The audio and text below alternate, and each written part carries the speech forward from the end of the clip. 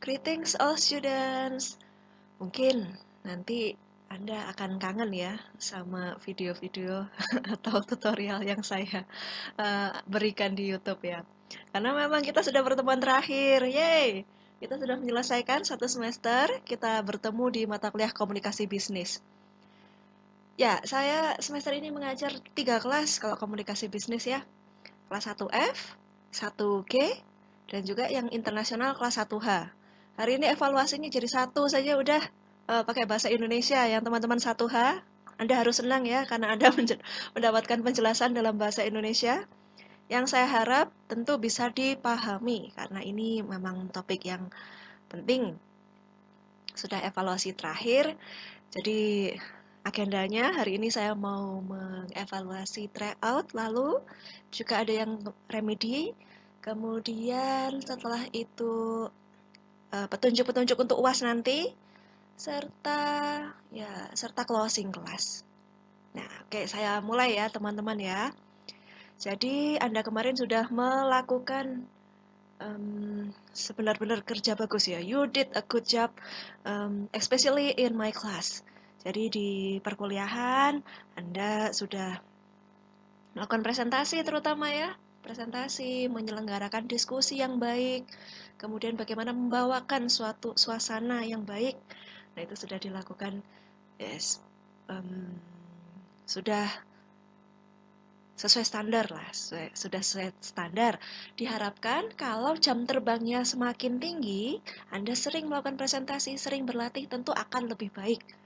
Hingga nanti ketika sudah lulus kuliah, bekerja, tidak ada kesulitan lagi dalam berkomunikasi, memimpin rapat, memimpin diskusi, karena Anda sudah terbiasa. Oke, saya apresiasi kerja keras teman-teman selama 1 semester ini. Oke, sekarang kita mulai ke evaluasi tryout yang lalu. Jadi Anda diminta ya ketika mengerjakan tryout tentu harus mengikuti instruksinya ya. Ketik jawaban pada Microsoft Word. Menjawab menggunakan bahasa sendiri. Walaupun Anda mungkin buka buku ya, mungkin kalau saya terawang dari sini banyak yang membuka modul. Ada yang browsing, oke. Tapi walaupun ya tidak ada apa ya teman-teman ya, nggak ada polisinya juga. Kalau Anda browsing, saya pun juga tidak bisa membuktikan kan. Itu tadi hanya terawangan saya saja dari sini. Saya lihat dari cermin ajaib saya, Anda pada buka-buka buku, buka-buka ini drive, oke. Karena memang nggak ada polisinya, tidak ada what is it? Tidak ada buktinya ya. Ya Anda bisa melakukan itu. Tapi bahasa yang ditampilkan pada jawaban Anda itu kan menunjukkan sesuatu ya. Kalau bahasanya saya lihat loh kok sama persis ya. Nah, berarti kan sudah menimbulkan suatu makna tersendiri ya. Jadi saran saya ketika mengerjakan tugas, kemudian ulangan ya, ujian, kuis apapun, silahkan ulas dengan bahasa sendiri. Karena kita akan terbiasa mampu melakukan parafrase yang sangat penting nanti kalau skripsian. Tentu Anda tidak bisa comot dari sini, sini seperti tukang jahit ya. Ngambil dari sini, sini, terus dijahit jadi satu. Namanya plagiasi kalau seperti itu. Anda boleh dapat ide dari manapun, namun diulas dengan bahasa sendiri. Yang biasanya kalimat aktif dibuat kalimat pasif. Ya, hal-hal semacam itu saja. Atau diulas dengan sepengetahuan sendiri. Oke, saya tidak panjang-panjang. Cukup jawaban singkat sampai sedang, tidak terlalu panjang penjelasannya. Oke, mulai dari awal membuat dokumen baru wajib dikerjakan secara sendiri. Segala bentuk kecurangan mendapat nilai 0. Saya lihat kemarin overall dari properties dokumen Anda tidak ditemukan ya adanya pelanggaran. Jadi saya sudah lihat dokumennya dibuat oleh masing-masing individu yang berbeda-beda. Kita lanjut ke pertanyaan ya. Pertama, apakah contoh etiket yang baik ketika menuliskan pesan email? Sepertinya kita sudah pernah diskusikan sebelumnya ya. Email itu juga merupakan surat. Namun karena medianya berbeda, tentu kita harus melakukan beberapa penyesuaian. Ini saya sediakan sebuah jawaban ya. Jadi ada rekan kita yang menjawab seperti ini. Bagus sekali. Saya ambil contoh yang baik ya. Jadi etiket yang baik kalau menurut mahasiswa tersebut tidak menggunakan huruf besar semua. Ya, dan seterusnya ya. Ini ada di data kita ya, di modul. Nah, ini kalimatnya sama persis ya. Jadi teman-teman, ketika kita mengerjakan ujian atau apapun, Anda mungkin buka buku, oke, tapi diulas dengan bahasa sendiri. Contoh, informasi pertama adalah jangan menggunakan huruf besar ketika menulis email. Hal tersebut bisa berdampak kesalahpahaman. Nah, kita jawabnya nggak seperti ini, nggak persis, tapi parafrase dengan cara menggunakan huruf besar kecil seperti kalimat bahasa Indonesia yang baik. Huruf besar untuk membuka kalimat dan untuk body menggunakan huruf kecil. Sebaiknya kita hindari penggunaan huruf kapital. Nah, itu kan artinya sama, teman-teman. Tapi bahasanya ditulisnya berbeda. Menghindari penggunaan huruf kapital pada bodi surat karena bisa dianggap marah. Misalnya semacam itu. Salah paham kan? Maksudnya Anda marah dan bisa dianggap salah paham juga. Ya, itu yang pertama. Kemudian diberikan subjek. Jadi email itu kan tentu ada subjeknya, teman-teman ya. Supaya penerima pesan mengetahui tentang apa ya, perihal dari surat elektronik tersebut. Email, kita bisa sebut juga surel ya, surat elektronik. Kemudian 3, jangan mengirimkan pesan-pesan yang tidak penting atau iseng. Mengirim email, kemudian emailnya ke dosennya, Bu, tes. Itu apa ya, ngetes email saya berfungsi atau tidak gitu. Ya, oke. Kemudian email lain yang saya dapatkan ini karena saya tidak tahu ya dari mahasiswa kah atau dari orang asing. Ya, mengirimkan gambar-gambar yang wah, ini tidak sesuai dengan norma. Wah, ini ngapain ngirim-ngirim gitu ya. Nah, itu mungkin Anda juga pernah menerima ya. Ya, random atau itu malware yang dikirimkan secara random oleh orang. Ya, I don't know. Ya, jangan iseng. Kemudian 4, menggunakan bahasa yang sopan ketika menulis email. Menuliskan pesan dengan menggunakan bahasa formal, terutama untuk orang-orang yang bekerja sama dengan kita, untuk keperluan-keperluan bisnis. Nah, kalau Anda kirim email untuk teman, mengucapkan selamat ulang tahun atau seterusnya, ya tentu beda jika kita dalam konteks organisasi atau bekerja. Kemudian 5, diusahakan agar jangan menulis sesuatu yang berkaitan dengan kejelekan orang lain. Ya, bergosip, bergunjing menggunakan email. Nah, ini bahaya karena kadang-kadang tertekan ya. Nah, pernah nggak ngirim sesuatu kemudian ternyata Anda kirimkan ke orang tersebut? Lagi bergunjing tentang si A kemudian dikirimkan ke si A. Kalau saya pernah menerima ya, bergunjing mengenai saya, kemudian WA-nya dikirimkan ke saya. Ya, ya. Kemudian langsung dihapus. Ya, mohon maaf. Dihapus sih boleh, di HP nggak muncul, tapi di smartwatch masih muncul ya. Di smartwatch masih bisa dibaca. Bahaya nih, bahaya. Oke. Lucu ya. Kemudian nomor 6, jangan menggunakan karbon copy. Karena jika penerima melihat email tersebut, semua alamat email yang ditulis di karbon copy akan terlihat. Ini karbon copy itu kalau Anda mengirim email ya, bayangkan Anda kerja mengirim email ke divisi lain, ya karena kerjasama ke divisi lain ngirim email kemudian di CC, di karbon copy ke atasan Anda, supervisor, manajer, sampai direktur di karbon copy. Nah, penerima pesan tahu kalau email tersebut dikirimkan dari orang dari divisi lain ke saya, kemudian di CC ke para penerima-penerima pesan yang lain. Itu kalau surat internal perusahaan tidak masalah. Namun, ketika kita bertemu dengan misalnya peserta acara, ada mengirimkan pesan kemudian di CC ke banyak peserta acara. Peserta-pesertanya akhirnya bisa melihat dikirim kemana sajakah email tersebut. Takutnya ada pihak yang menyalahgunakan. Mungkin pesertanya tidak, namun salah satu peserta tadi misalnya emailnya sedang dihack orang lain, dibuka, kemudian disalahgunakan.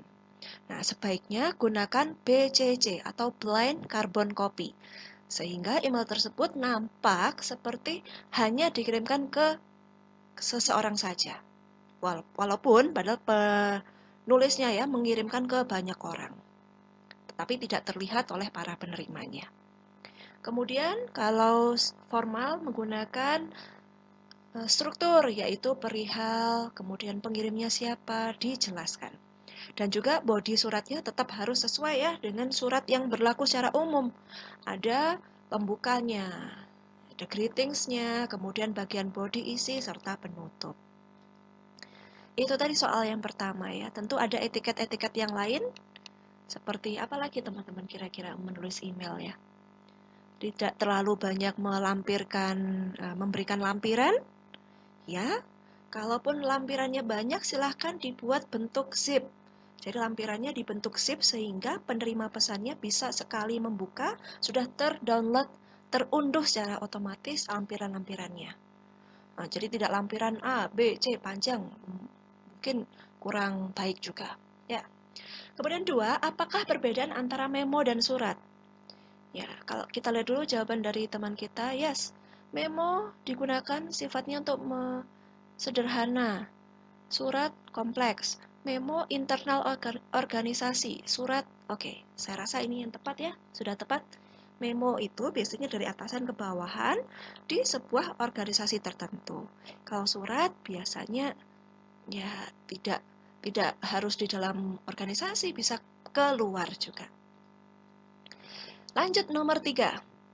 Kita dapat menggunakan pesan persuasif untuk permohonan dana. Apa sajakah yang perlu ditampilkan pada pesan tersebut? Nah, ini saya sudah jelaskan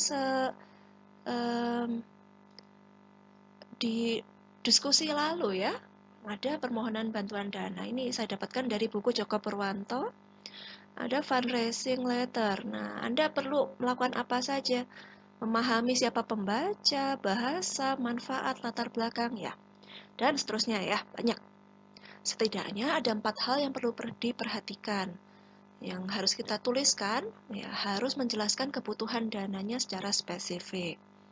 Kemudian menunjukkan kepada pembaca betapa pentingnya donasi yang disumbangkan. Ya, pentingnya sumbangan tersebut. Kemudian tulis dengan jelas berapa jumlah donasi yang dibutuhkan. Kemudian jelaskan manfaat kegunaan donasi yang diberikan. Kira-kira kalau di kampung saya, ya di kampung saya itu kalau ada permohonan dana itu, entah ini mungkin di kampung Anda mungkin ada ya. Kalau di kampung itu ditunjukkan biasanya siapa saja yang sudah membayar. Jadi ada bapak ini datang ke rumah, Pak, mohon sumbangan dana untuk ini. Kemudian ini mungkin ada teman-teman tahu ya, itu orang yang biasanya datang-datang kemudian minta sumbangan dana. Anda sih nggak kenal, kemudian minta sumbangan dana. Ini loh Pak, saya tadi Pak RW sudah memberi bantuan 100.000. Ini loh tadi Pak Lurah, Pak RW juga sudah menyumbang, Bapak apa nggak nyumbang juga? Tahu nggak teman-teman yang seperti itu ya? Kemudian ditulis ada Pak ini, jumlahnya angkanya cukup fantastis ya, menyumbangnya 100.000, 500.000 gitu. Padahal waktu kita baca ya, sepertinya tidak ada orang di RT ini namanya Pak Hari. Kemudian kok ada ya? Nah, ada penipuan semacam itu ya.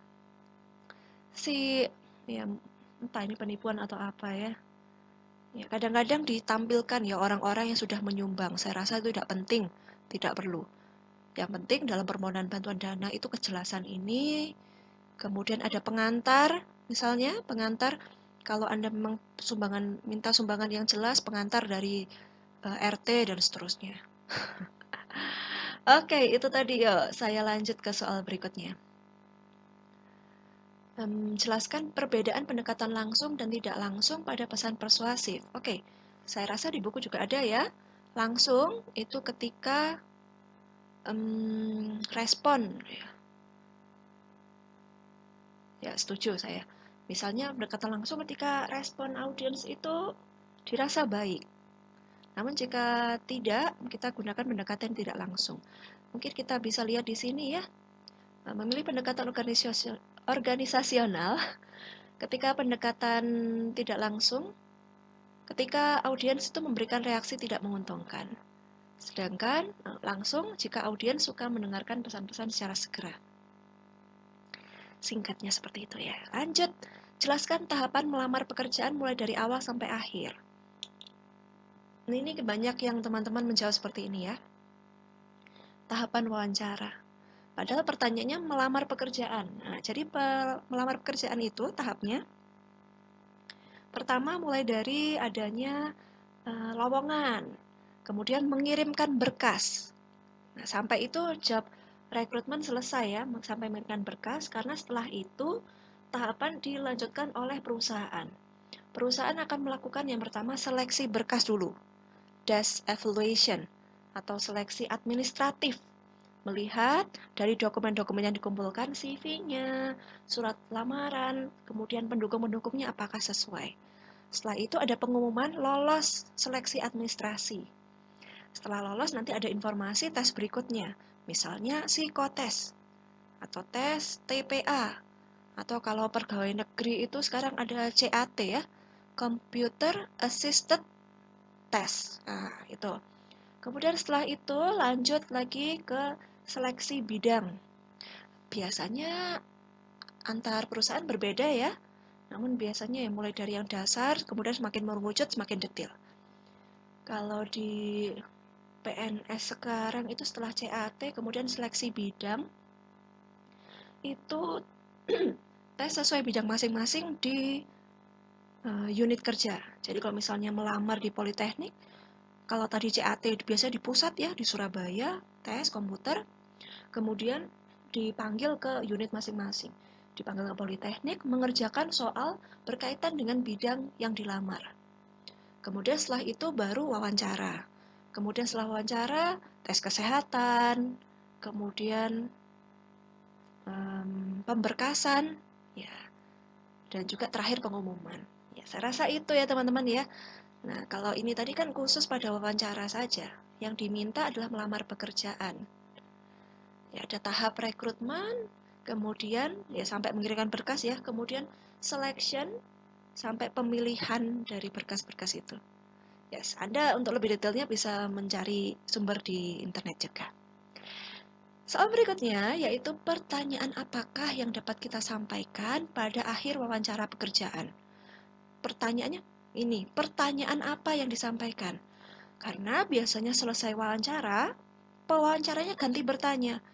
Sudah cukup pertanyaan dari saya. Mungkin Bapak, Ibu ada pertanyaan? Nah, Anda bisa bertanya apa? Berapa gaji saya, Pak? Gitu kah? Nah, saya rasa tidak ya teman-teman ya. Pertanyaan bisa kita sampaikan antara lain ya mungkin seperti ini cocok ya teman-teman ya. Atau saya bisa berikan lagi ya, contoh pertanyaan pelamar, apa yang Anda ingin tanyakan lagi? Misalnya tadi tidak ditanya tentang CV-nya. Apa yang ingin Anda ketahui tentang kualifikasi saya? Dapatkah dijelaskan pekerjaan ini, masalah yang sedang dihadapi oleh staf? Apa yang Anda harapkan dari saya? Ya, bagaimana situasi kerja di sini? Apakah pendahulu saya dipromosikan? Boleh saya mengenal siapa pendahulu saya? Ya, tidakkah Anda setuju kalau saya mampu menangani pekerjaan ini? Oke. Nah, kemudian kalau gaji bagaimana? Ini sangat tidak diberi nomor ya, karena kebanyakan orang bertanya seperti ini. Namun, saya rasa kalau bisa dihindari ya, karena tentunya Anda sudah tahu gajinya berapa gitu. Nih, kalaupun ada pembicaraan soal gaji, biarlah itu diungkapkan oleh pewawancara, bukan oleh Anda. Kemudian, boleh dijelaskan, memang ditanyakan, Anda bisa jelaskan. Ya, secara umum itu teman-teman. Kemudian untuk remedi, saya minta Anda untuk menjelaskan ya. Ulas ulang apa yang Anda ketahui dari 3 bab terakhir. Ya, 3 bab terakhir yaitu teknik penulisan yang efektif, ya, menjelaskan tentang saya mempelajari tentang hal ini, terutama ketika diskusi saya dapatkan apa. Pesan persuasif. Ya, contoh pesan persuasif mungkin. Contoh AIDA. Contoh formula 4P. Nah, Anda bisa jelaskan di situ. Kemudian wawancara pekerjaan. Ya, yang tidak ada di buku yang kita diskusikan, mungkin penggunaan baju yang formal itu seperti apa. Misalnya atasan warna terang, bawahan gelap, sepatu tertutup, kemudian rambut dan make up rapi, semacam itulah teman-teman ya. Ya itu tadi untuk tryout kita. Sudah ya saya rasa ya. Oke, yang ini sudah saya lihatkan belum? Nah, tindak lanjut. Oh, akhir wawancara. Ini yang wawancara tadi ya. Ganti pelamar mengajukan pertanyaan. Misalnya, ya pertanyaan tersebut ingin menunjukkan bahwa kita benar-benar berminat, antusias untuk menempati posisi itu. Jadi kalau jawabannya pengucapan terima kasih, saya rasa belum menjawab soal ya. Karena soalnya yang diminta adalah pertanyaan yang dapat kita sampaikan. Oke, overall itu ya teman-teman ya materi kita untuk tryout lalu. Semoga muncul waktu di final exam nanti. Semoga apa yang kita pelajari selama 1 semester ini berguna bagi Anda ya, ketika nanti berkomunikasi dengan orang, kemudian ketika di kelas mengadakan presentasi lagi, semoga budaya-budaya yang baik dapat kita lestarikan terus. What else ya? Tentu teman-teman, sekali lagi saya ucapkan terima kasih. Terima kasih banyak atas usahanya selama 1 semester ini. You did a good job. Terima kasih atas usahanya dalam mengikuti permintaan-permintaan saya yang banyak ini ya. Saya minta aktif berbicara, saya minta harus ada ice breaking, kemudian harus ada diskusi, harus bahagia, kemudian harus melakukan pose-pose yang lucu-lucu. Oke, harus dandan. Oke, teman-teman, semoga Anda waktu mengerjakannya pun, melakukannya pun tidak terpaksa ya. Saya harap mengerjakan apapun tetap dilakukan dengan hati yang berbahagia. Well, kemudian di akhir semester biasanya teman-teman diminta untuk mengevaluasi tentang penyelenggaraan kelas. Ya, saya selalu mendapatkan evaluasi yang berbeda-beda ya setiap semesternya.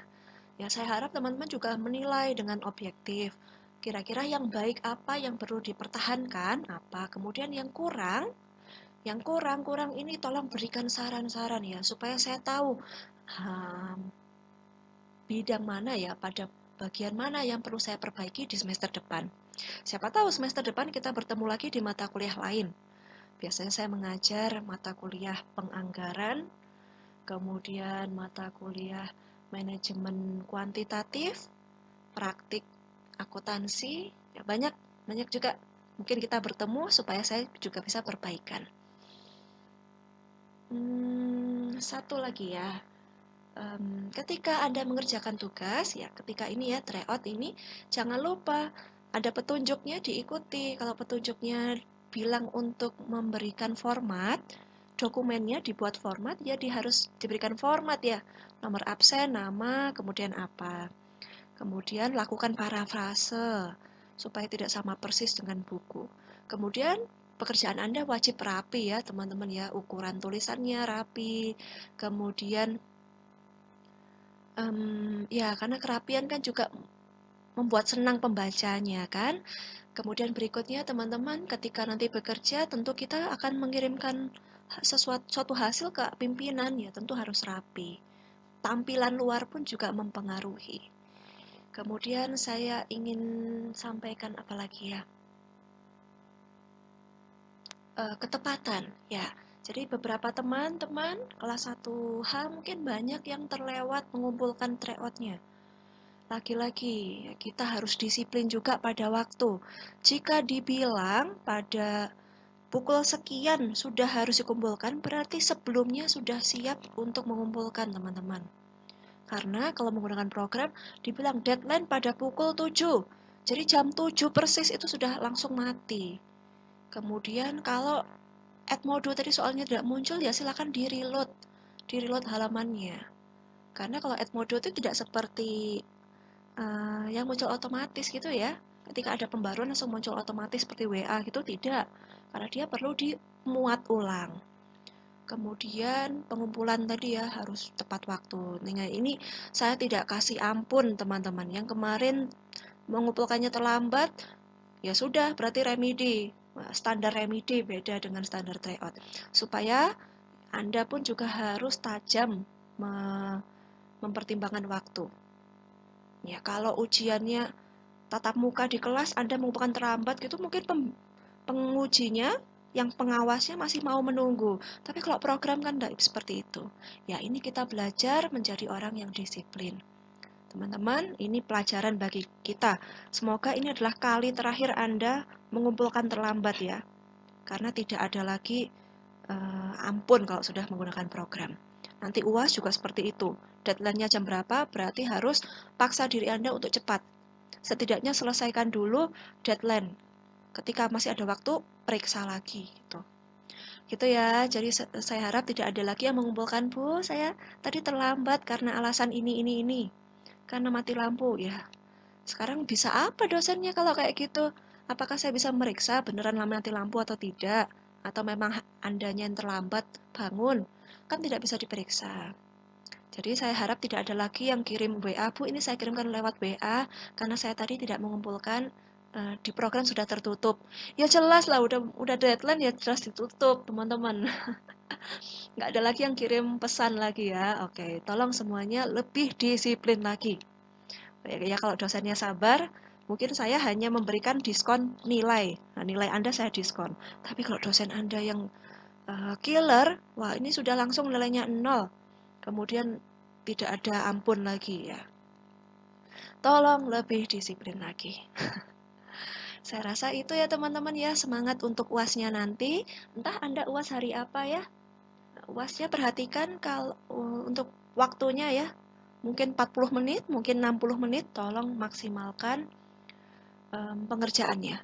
Jika waktunya masih ada, bisa diperiksa lagi. Namun ingat, jangan mepet-mepet. Terakhir, teman-teman bentar lagi juga udah libur, tanggal 24 sudah libur. Silahkan Anda menghubungi dosen-dosen ya ketika Anda pernah alpa. Ya, kalau ada alpa, Anda tolong segera melakukan yang namanya kompen. Jadi tugas kompen supaya alpanya tidak diperhitungkan, digandakan di semester depan.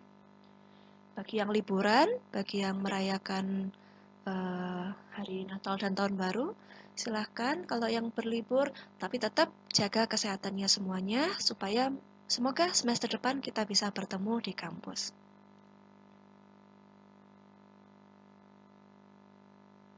Semoga apa yang kita pelajari juga bisa bermanfaat semuanya ya, bisa dihitung ibadah juga, dan nggak usah sedih-sedihan, closingnya nggak usah sedih-sedihan, karena kita masih akan bertemu di lain kesempatan. Setelah Anda mendengarkan rekaman ini, video ini, jika masih ada pertanyaan berkaitan dengan materi, dengan perkuliahan di Politeknik, segera hubungi saya. Anda bisa kirim pesan melalui WhatsApp. Sampai situ, good luck everybody. Ya, do your best and let God do the rest. Bye-bye.